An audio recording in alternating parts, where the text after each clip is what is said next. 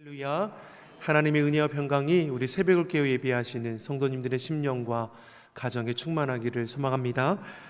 예수님께서는 죄와 사망의 권세를 이기고 다시 사셨습니다. 아멘이시죠?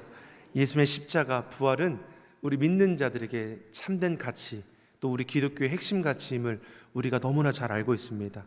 성도를 성도되게 하는 것, 교회가 교회되게 하는 본질, 그 근거는 바로 이 부활 신앙입니다.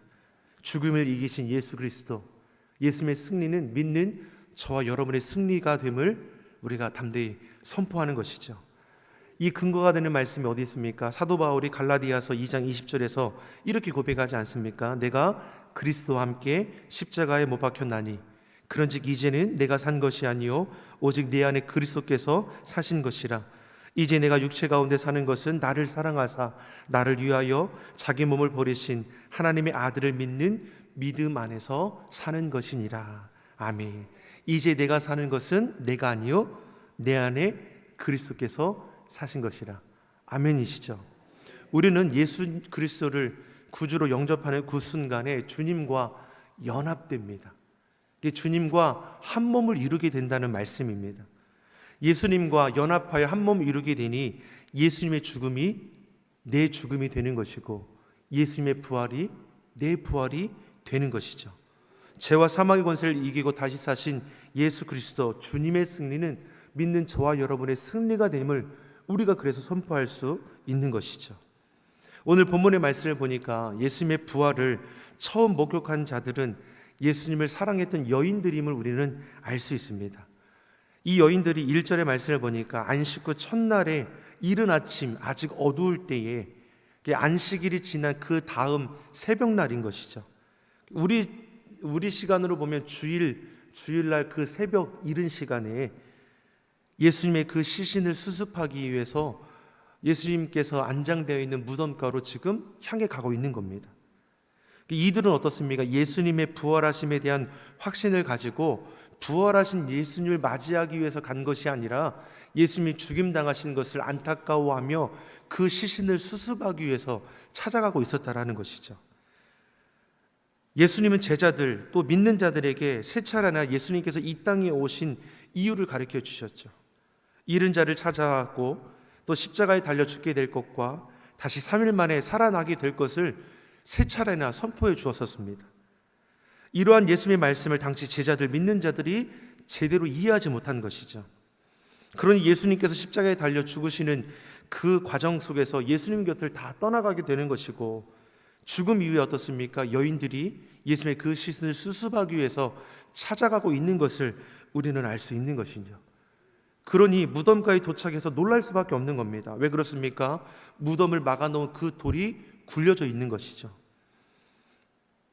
예수님의 시신이 어떻습니까? 보이지 않는 겁니다.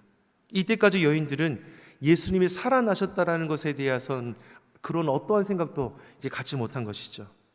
오히려 예수님의 시신을 누군가 훔쳐간 것이 아니냐. 1절, 2절, 3절의 말씀을 보면은 누군가 예수님의 시신을 훔쳐간 것이 아니냐 슬퍼하며 막달라 마리아가 달려가서 베드로와 요한에게 이것을 전달하는 것을 우리가 볼 수 있습니다. 제자들도 어떠한 마음입니까? 믿고 의지하던 예수님이 십자가에 달려 죽임을 당하시는 그 자리에 지키고 있던 제자들이 없지 않았습니까? 수제자라고 일컬었던 베드로는 예수를 모른다라고 세 차례나 부인하고 또 도망가서 자책하고 있었을 것이죠. 그런 와중인데 막달라 마리아가 찾아와서 한다는 소리가 예수님의 시신이 없어졌다고 하니 베드로와 요한들도 무덤가로 뛰어가는 것을 우리가 볼 수 있는 것이죠.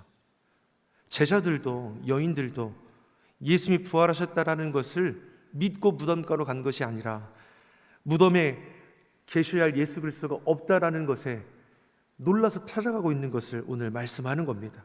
그러니 9절에 저들을 향해서 기록하고 있는 말씀이 무엇입니까? 9절의 말씀을 한번 보겠습니다. 9절의 말씀을 같이 읽어보겠습니다. 저희는 성경에 그가 죽은 자 가운데서 다시 살아나야 하리라 하신 말씀을 아직 알지 못하더라. 아멘. 예수님이 얼마나 반복해서 십자가와 부활에 대해서 말씀해 주셨습니까? 그러나 그들은 그 모든 약속과 말씀을 다 잊어버렸다라는 거죠. 어째서 하나님께서 주신 말씀, 이 약속을 잊어버린 것입니까? 그 이유는 그들이 처한 환경이 너무나도 극박하고 어려웠기 때문입니다. 그것이 바로 우리의 연약함입니다. 우리는 환경에 의해서 하나님의 약속을 종종 잊어버리기도 합니다. 문제를 만나면 말씀 가운데 염려하기보다는 기도해야지 우리가 다 알지 않습니까? 근데 막상 문제를 만나면 어떻습니까? 그 염려를 기도의 제목으로 바꾸기보다는 염려에 붙들릴 때가 더 많은 거죠. 나는 어떤 일을 만나도 불평하고 원망하기보다 고난 속에서 하나님의 그 뜻을 발견하겠다라는 생각을 가지고 있는데, 막상 어쩌지 못할 고난의 문제를 우리가 만나게 되면 왜 내게 이러한 일이 일어났습니까? 라고 불평하고 원망하는 것이 앞서는 것이 사실 아닙니까? 환경에 의해서 하나님의 약속의 말씀을 우리가 잊어버리고 놓칠 때가 있다라는 것이죠. 오늘 본문의 말씀도 동일한 것입니다. 왜 급박하고 어려운 순간에 약속의 말씀을 잊어버린 제자들, 그리고 저들의 모습을 기록하고 있는 것입니까? 바로 우리의 연약함이 이와 같다라는 것을 우리 또한 기억하라는 것입니다. 예수님의 부활을 기뻐해야 할 제자들, 믿는 자들이 약속의 말씀이 성취되는 것을 발견하지 못하는 것이죠. 오히려 기뻐해야 할 제자들이 슬퍼하며 두려워하고 있는 모습을 우리가 알 수 있습니다. 13절의 말씀을 보십시오. 13절의 말씀 우리 같이 한번 읽어보겠습니다. 천사들이 가로되 여자여 어찌하여 우느냐. 가로되 사람이 내 주를 가져다가 어디에 두었는지 내가 알지 못함이니이다. 그 자리에 있던 천사가 이제 묻는 거죠. 왜 울고 있느냐. 그러니 이 여자가 하는 말이 무엇입니까? 어떤 자가 우리 주님의 그 시신을 어디로 가져갔는지 내가 알지 못하여서 슬퍼합니다. 마리아가 이 고백을 하고 있을 때 예수님께서 그 자리에 지금 찾아오지 않습니까?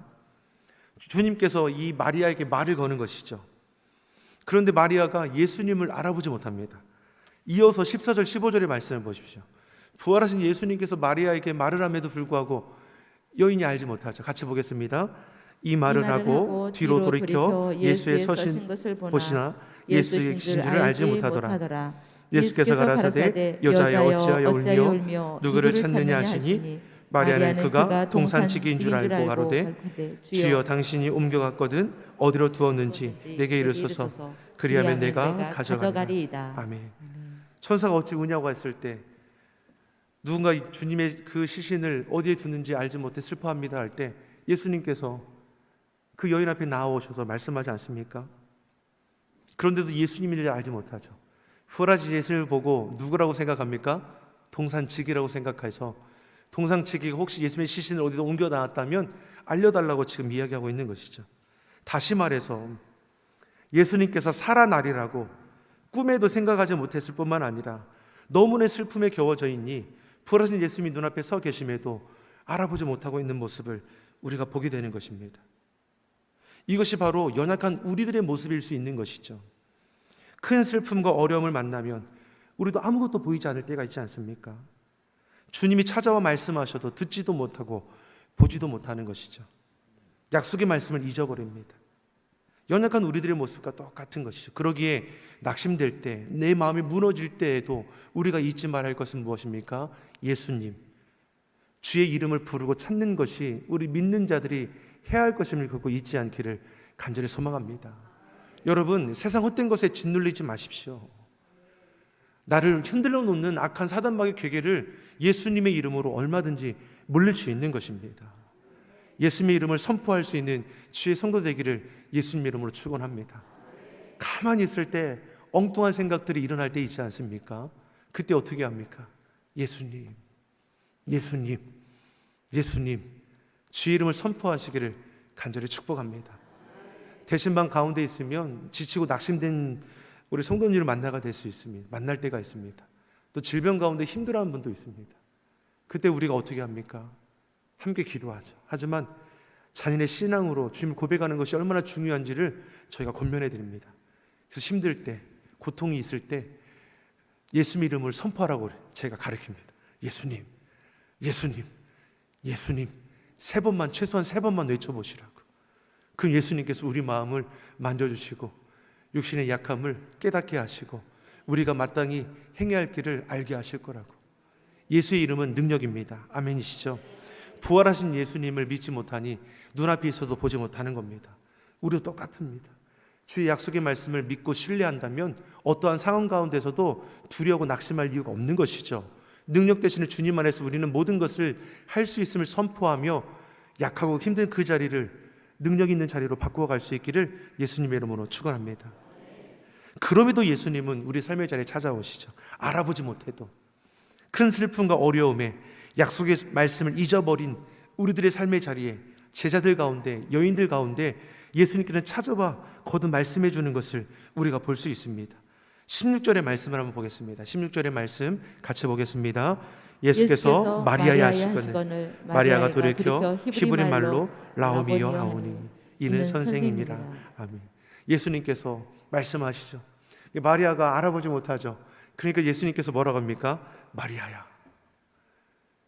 여인의 이름을 불러주는 거죠. 마리아야. 이 말 한마디에 마리아가 자기 앞에 계신 분이 누구인지를 밝히 보게 되는 겁니다.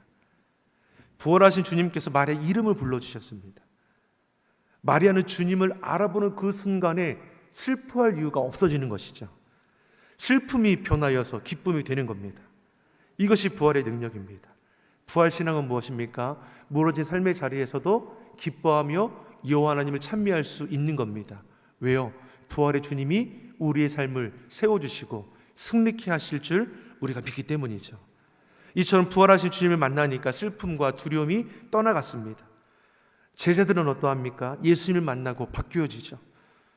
예수님이 로마 군병에 잡히고 모진 고통과 조롱과 수치를 겪으시고 죽임을 당했을 때 제자들은 두려워 떨며 그 자리를 지키지 못했습니다.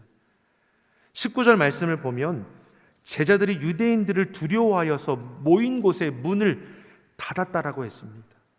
그만큼 예수님의 고난과 죽음은 저들에게 큰 충격이었습니다.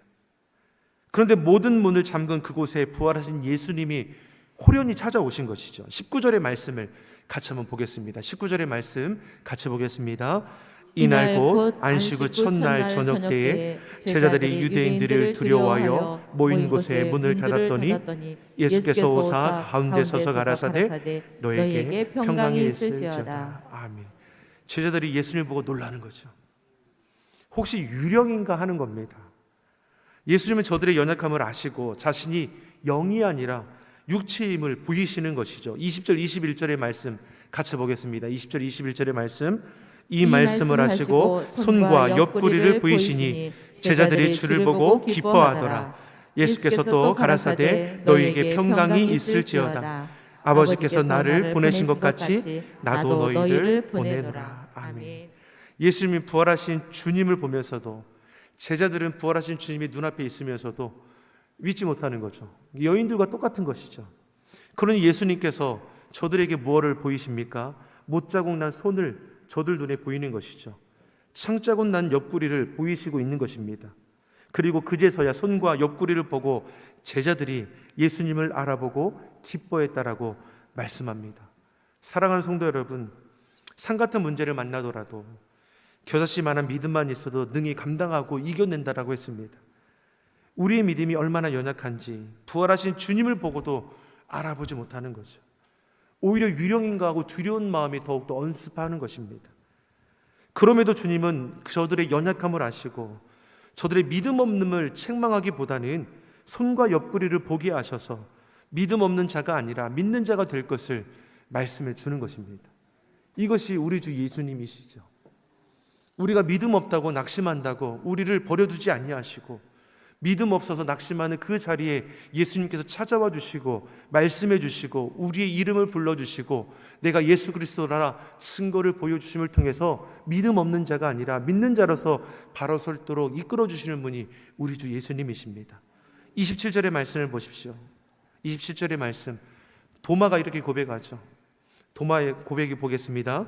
도마에게 이르시되 내 손가락을 이리 내밀어 내 손을 보고 내 손을 내밀어 내 옆구리에 넣어보라. 그리하고 믿음 없는 자가 되지 말고 믿는 자가 되라. 아멘. 제자 중 도마는 내가 그 손과 옆구리에 손을 들여보고 그래야 믿겠다라고 했을 때 예수님께서 답하신 것이 이거지 아닙니까? 그 도마가 그제서야 내가 저를 믿는다라고 고백하는 것을 볼 수 있죠.